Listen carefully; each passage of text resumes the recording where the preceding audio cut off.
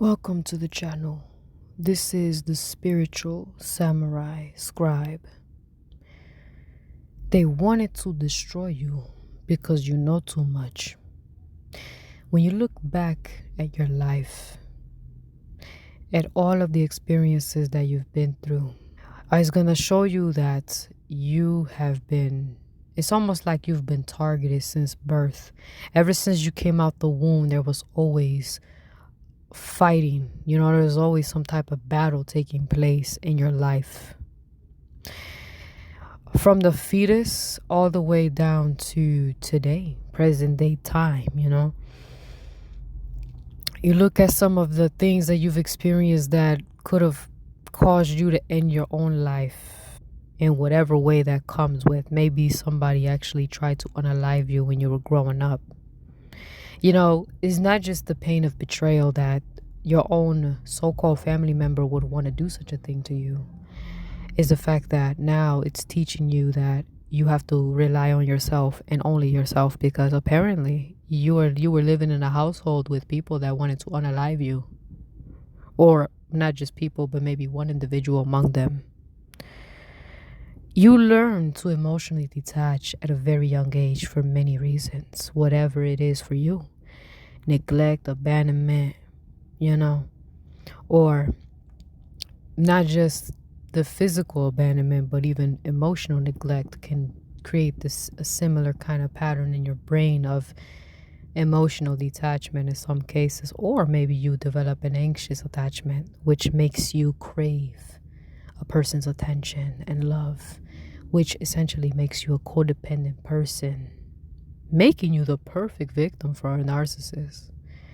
Yeah, some of us have been through certain experiences, and you have to look back and think like, yeah, God had his hand over our life in some instances, you could see that. But in the beginning, it's kind of hard to see, it's almost like as soon as you come out the womb, there's just constant battles and battles that just never ends. It's like the devil had his eyes on us when we were born. And it can be very unsettling when you look back, The more you grow spiritually, the better you feel. You feel amazing because you're resilient, very resilient. But let's take a moment to reflect on the past, how you look back and you realize that certain people, it's almost like they were placed in your life to stop you. They were placed in your life to destroy you, essentially, because you think about the type of abuse, the level of abuse and psychological turmoil that they've caused to you. Was supposed to not only make you end your life, not only did they attempt to take your life in some cases, sometimes they wanted to push you to the point of you unaliving yourself, or you would lose your damn mind and you wouldn't be the amazing person you are today. I know in my case, I could say that for myself, is that I look at certain people that have been placed in my life and it's almost like it was orchestrated. It's like the devil planned to destroy us, people like us. The devil planned to destroy the powerful light. And how do I know this? Because when I look at the real life experiences and compare it with some of the PTSD dreams that I've had that reflect that back to me, and I learn a lot about what my subconscious mind has been storing for years. It's like the subconscious mind knows a lot, some of these details, and you're just like, I remember that, I feel that, I remember that event. And it's like some of the imagery that you see from these dreams or nightmares, whatever you want. I don't even call it nightmares, because when I call it a nightmare, it's like I'm giving it power over me. No, they have no power over me. So therefore I call it a dream, or maybe a PTSD dream, whatever, right? I look at these events and I'm just like, wow, like this person really tried to end my life, and I know you have gone through that as well. You have had a family member, somebody that tried to end your life when you were a young kid, I don't know what it is. It's almost like when you stare into the eyes of the most conniving, you can see that they spot the light within you and they hate it. That's how you know that you're dealing with a demon, a soulless one. They look at you and they hate you, and so they abuse you, right? And then, they do whatever form that comes, it could be SA, or it could be physical, or it could be all the above, or whatever, yeah, they decide that for some reason they want to unalive you. And you don't know why. Why is that? Why is that? You were put in a position where the stuff that you've been through, man, it was supposed to make you soulless. I'm supposed to be soulless myself, but I'm not.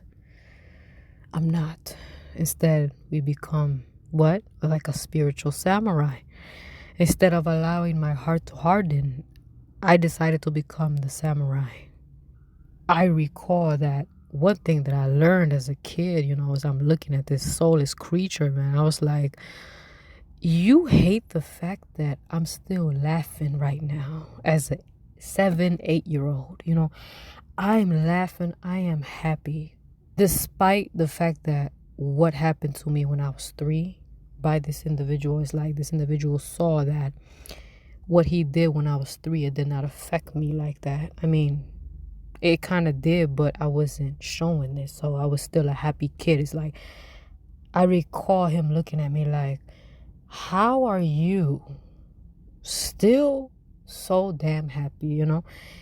You can tell he had that evil stare, that psychopathic glare. It's like, how are you still happy right now? And that's the thing. That's the way they look at you. That's the way the soulless look at you your whole life, man. When you look back, the abusers of your past, I'm telling you, they hate the fact that you're resilient. They absolutely do. They want to destroy you. They want to eradicate that from you. And it's like the more stronger your spirit is, the more they want to destroy you. Because, of course, that's a demon. I mean, that has to be a demon. You can't tell me nothing else, because what kind of human thinks like that? That's not even human. You see, they hate the fact that you are still standing, that you're still here. And that's why they go so hard in trying to destroy you. And when they can't do that, guess what? They're going to send another one and another one and another one, And this is what causes spiritual exhaustion for a lot of you guys out there. It really is. It's tiring, because when one soulless person couldn't quite, get rid of you, they're going to send another one. It's not a coincidence that the first soulless one that SA'd me when I was 3 and 8, it's not a coincidence that because he failed to destroy me, all of a sudden, here's another soulless one that I've known since I was 10 years old, but he did not go in for the SA once again until I was 13. So it's like this individual made me want to unalive myself when I was 14. So it's like, wow. So the first one tried to unalive me when I was 3, and then the second one wanted me to unalive myself at 13. So it's kind of like, wow. And they failed, and they always will fail. And they try to instill this fear inside of you, try to make you afraid to speak up about it. Look, I share my testimony for the survivors. My videos is for the survivors. It's to bring healing. It's to bring upliftment and encouragement to everyone else who has gone through all this type of stuff, because it's not too many of us out there that survive and still have the divine spirit of, the spirit of God inside us. Because I'm telling you, this type of stuff, man, is meant to destroy a person spiritually to the point that they don't even believe in God. They don't want nothing to do with nothing. We fall into the darkness. And I know, because I've walked in the darkness before. And what I mean by that is that I was blind. I couldn't see. I mean, I could kind of see a little bit of light in the tunnel, but I can tell that God had his hand in my life. But one thing that I will say is that I didn't always think that I belonged to God. I really didn't. I'm not going to lie to you. I wasn't a terrible person, of course not. But I was broken. Of course, anybody would be broken going through that shit. Seriously. But, I did not think that I belonged to God. So when I make these videos, man, I never thought that I would be doing the thing that they call it ministering to people. I just want to uplift people, man. That's really it. I'm not like a hyper religious person, but I am spiritual, and I do believe in the importance of having a direct connection to the Most High God, genuinely, for real. Because at one point I didn't always believe in God. Why? Because I don't, when it comes to faith in God, it has to be something that has to be real. It has to be genuine. I don't believe in that, empty praises, oh, just say you believe in Jesus. No, because if I don't believe, I'm not going to believe. I'm not going to pretend like I believe when I know damn well that I don't, just like back when I was an atheist, people used to say, when I was feeling down, they're like, why don't you just pray, just pray to God. I'm like, I don't believe in God, so how can I do that? Well, just pray. It's like, no, I'm not praying if I don't have faith in God, because I knew, even as an atheist, I understood that if I pray without faith, that takes away the power of the prayer.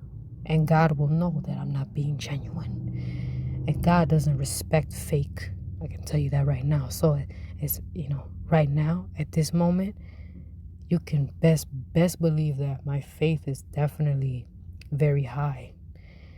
Very high, because and you might ask yourself, well, how can you believe in God after going through that stuff? Because I realized that ever since, just like some of you guys out there, the moment that you were born, the moment that you came out the womb and you entered into this strange world, you realize that there has been a spiritual battle taking place from the very beginning of your life. And basically, it's like Diablo wants to get to you before it's too late, because that should tell you how powerful you are. It's like it just shows how powerful your spirit is and how much of a threat you are to the kingdom of darkness, because the fact that as soon as you come out the womb, all of a sudden the devil sends his best soulless pieces of shit to try to destroy you before you even have the ability to formulate thought, because they know that you're an old soul. I'm an old soul. I knew more than what I should. I freaked people out because I know too much ever since I was a little kid. I was very perceptive, very observant, highly intelligent, intuitive. And it's crazy because the first 3 years of my life I didn't speak a word. I had what they call selective mutism, so I didn't really speak, but I was very sharp, paid attention to a lot. After, what is it, 3, 4, 5. So one thing I learned when I was 5 is that I was really good with reading energy. I was really good because I could sense the darkness. I was able to sense darkness from certain individuals, and then there was very few people I remember I could sense the light, a beautiful light coming from them. And that usually came from this one individual that saved me from the person with the dark energy, And I will never forget that, because they were both step brothers. One was evil, the other was good. So the good stepbrother was like, he had that divine, energy, and it's just like, it was amazing. It's like I actually trusted this person. And you would think like, well, for a person that has, was just got abused by an older male relative, you would think that, oh, well, you would think that all men would be that way. No, because at a young age I knew, because I could sense energy. I'm telling you, that's how you know. That's what makes you different. You can feel the energy. I can tell when a man is a good man, and I could tell when a man is an evil man. And so that's how I knew. So that's when I realized there was something different about me, because I noticed that a lot of people are, maybe you notice it too. Like the people around you, man, it's like they don't have that discernment that you have. It's crazy. Like a lot of people say you need to have all this experience and you got to waste all your time dealing with fools and stuff to finally realize who's really good. But in reality, for some of us, man, ever since we were kids, it's like we just felt it, we sensed it, we knew it. I don't know what it is. It's very strange. You try to explain it to people and they think you're crazy. They think you're skits. But I was never wrong. I'm going to tell you for real. Like, I don't think I've ever been wrong with this, because normally whenever I feel the dark energy coming from certain individuals, I usually I'm right. A 5-year-old was right about that motherfucker having dark energy. Isn't that crazy? Not really. It's real. It's spiritual. That's what it is. And that is why we were targeted. for most of our life because we have the ability to see the truth. We have the ability to see through people and see them for who they are. What bigger threat is that, than for somebody to have the ability to see things for exactly as they are, and then let that person be a gifted speaker, writer, somebody that can really expose the darkness. You see, that is why they go so hard, and they have went so hard to try to destroy people like us, because they know that if a lot of people hear our voice, read our words, they were gonna awaken so much. So many people are gonna open their eyes and they're gonna be able to heal. And you know what happens when people heal? They don't look for escapism anymore, because now they know the source of their pain. And once they figure that out, they're not going to go to Diablo to give them that fake medicine. They're not going to go to the covert narcissist that the devil sent for some sexual healing or whatever the fuck it is, because it's all bullshit. Ever since the beginning of your life, you realize that you've been a target. And there's a reason for that, because they never wanted you to rise to power. They know what kind of person you are. Especially when you combine your spirituality with even ancestral too. Ancestral and spiritual. One or the other. I mean, I would say either just the spiritual aspect of yourself, or it could be both. If you have both the spiritual and the ancestral connection, because depending on who your ancestors were and stuff like that.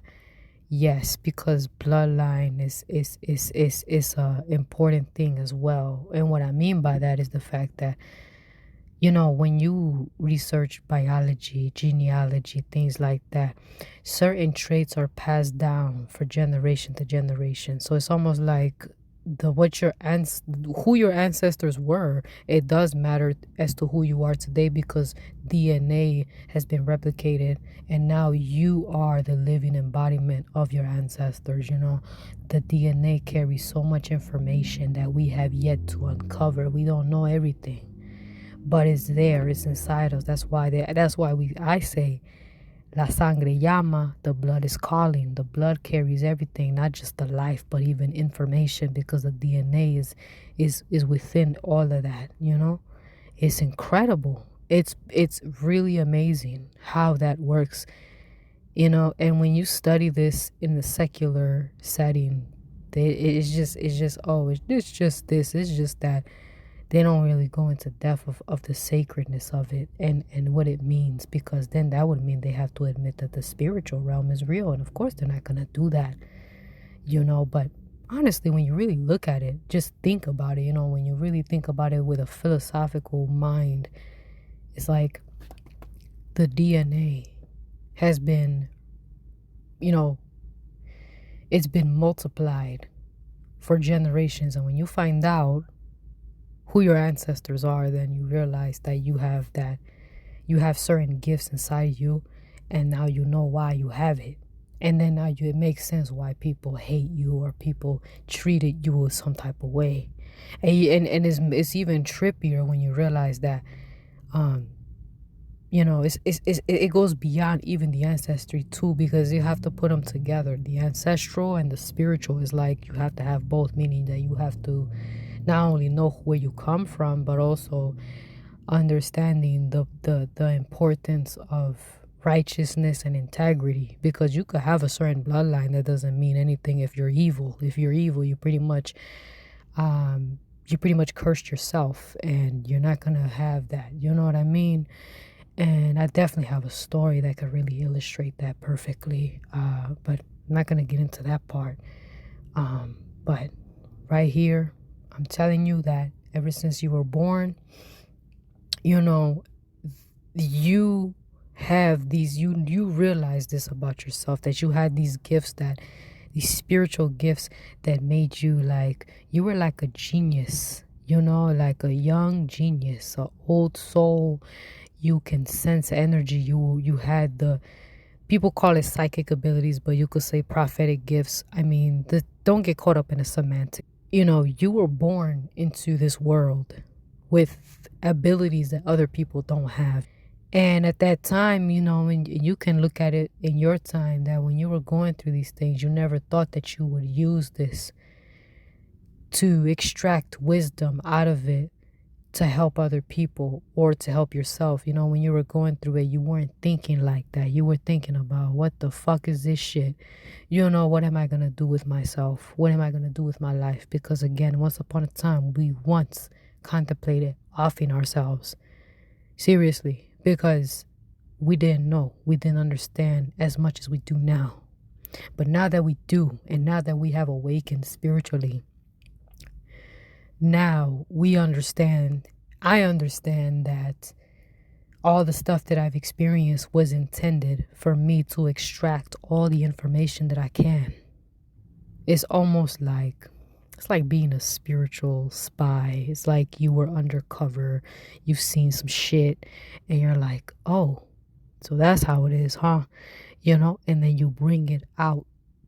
You know, you bring it out into, and you awaken other people that have been through that, because now what we're doing is we're validating each other's experiences, because there's going to be somebody out there that's like really going to deeply resonate with everything I'm saying right now, and they're going to be like, oh my goodness, that yes, that right there. And sometimes that validation is enough to heal people, because they realize they're not alone. They're like, damn, you know, this person is so amazing. It gives a lot of hope to survivors, because a lot of survivors were made to believe that they were worthless. Survivors are meant to believe that there's no life after abuse, and that's it, that's all. Because that's what the world tells us. The world tells us that we're nothing. You know, when we go through certain things, that we're just broken and we're this and that, not realizing that, you know, once we awaken, or, you know, we awaken spiritually and we realize who we are spiritually. That makes sense why certain things happened the way they did, because they never wanted us to make it this far. They never wanted us to talk about it. They never wanted us to form our spiritual tribe. You know, seriously, they never wanted this to happen. Seeing things before they happen, sensing, premonitions, all of that stuff. And then I realized that the Tepehuan shamans had that ability. It literally aligns with the spiritual gifts that I have right now. And I'm telling you this right now, I didn't ask for these gifts. All right. I didn't do nothing to get it. I was just born. I just exist. I went through a lot of shit, and motherfuckers tried to take me out of here, and I'm still here. So there's a power within us that exists that they wanted to eradicate. But the fact that we exist is a threat to them, especially when we awaken to the truth. Can you imagine when you wake up one day and realize how powerful you are, and the fact that you come from a powerful lineage? That's crazy, right? They never wanted you to know any of that about yourself, because how dare you finally love yourself? How dare you love where you come from and who you are? Realize your power and understand that the darkness has no power over you. Always remember that.